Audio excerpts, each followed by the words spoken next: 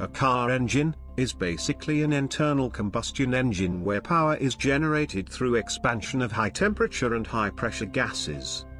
A lot of heat is generated due to the combustion gas and the friction of mechanical parts. For sustained operation, these excess heat should be removed from the engine and kept at operating temperature.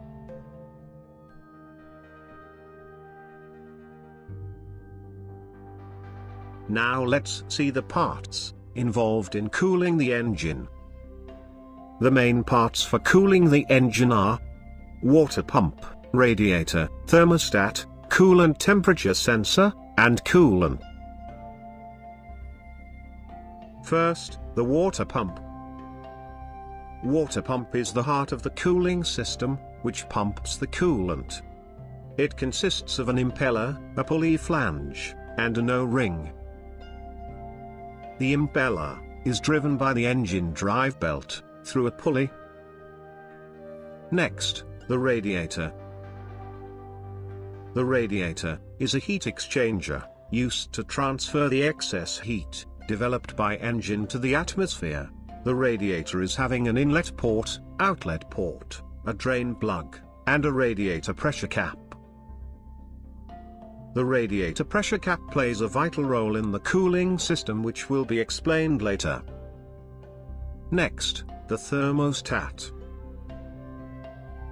The thermostat is a valve which regulates the flow of the coolant and helps to maintain the proper operating temperature for the engine. The thermostat consists of a frame, charge cylinder, main valve, main spring, bypass valve, and secondary spring.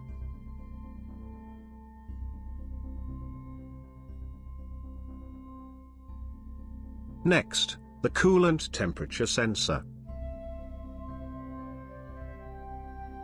The coolant temperature sensor is used to monitor the engine temperature. The ECU will use this data to manage fuel injection and ignition time. Some engines have more than one coolant temperature sensor. The data is also used to control the radiator fan and to update the temperature gauge on the driver console.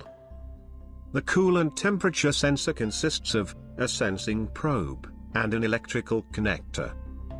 Most coolant temperature sensors are negative temperature coefficient type, which means as the temperature increases, the resistance will decrease. The CTS can be a 2-pin type, or a 3-pin type, depending on the make of the vehicle. These are the main parts involved in an engine cooling system. Now, let's see how these parts works together. The pistons are contained inside the engine block, in which each of them will function. Above the engine block comes the head gasket, which provides sealing between engine block and engine head. It avoids compression leaks and oil or coolant leaks into the cylinders. Above that comes the engine head. The engine is having a safe passage through which the coolant can flow without entering into the cylinder or mixing up with the oil. This passage is known as water jacket.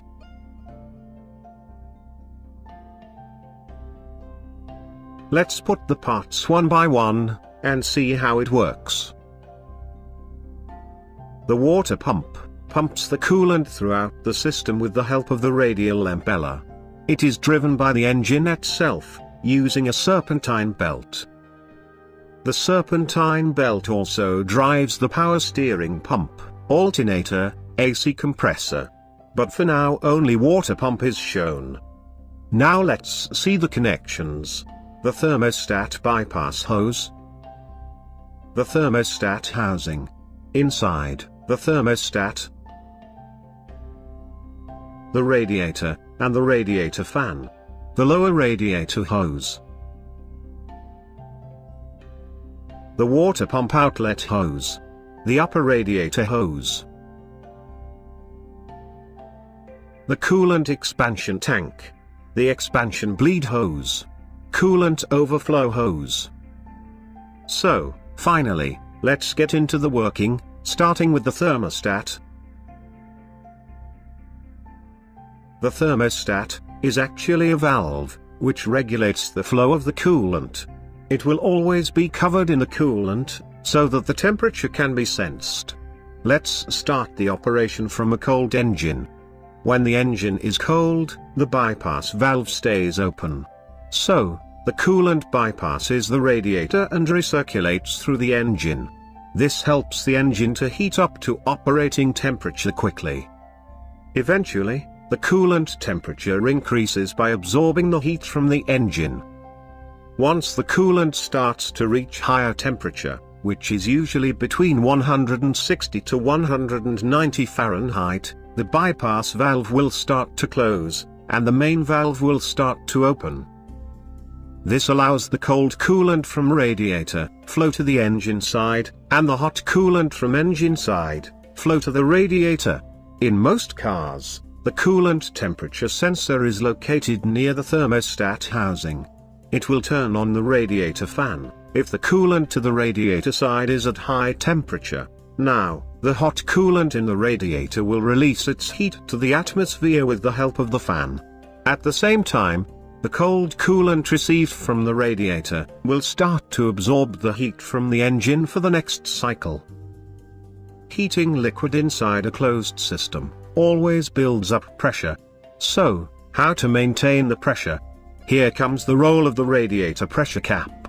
It consists of a spring-loaded valve mechanism, which will respond to higher pressure. Reaching a pressure above 15 psi will push the pressure cap valve, and the coolant flows to the expansion tank, until the pressure goes down to operation level. And when the system cools down, the vacuum inside the system sucks back the coolant from expansion tank. In case if there is too much pressure build-up in the system, due to trapped air, or other failures, the coolant in the expansion tank will be pushed out through the overflow hose. The car heater system is a part of the engine cooling system. The heater system comprises of the heater core, inlet and outlet hoses, a heater control valve which is optional and cannot be found in all vehicles. The heater core acts as a radiator, dissipating heat from the hot coolant to the vehicle interior, using a blower.